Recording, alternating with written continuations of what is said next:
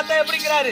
ஆளு பார்த்தா கட்டி இருக்கிற ட்ரெஸ்ல அவுத்து போட்டு அந்த மரத்துல அவுத்து வச்சுட்டு ஒரு பக்கமா மரத்துல ஏறி உட்காந்து கிளைய ஆட்டினாருன்னா குரங்கே குரங்குதான்.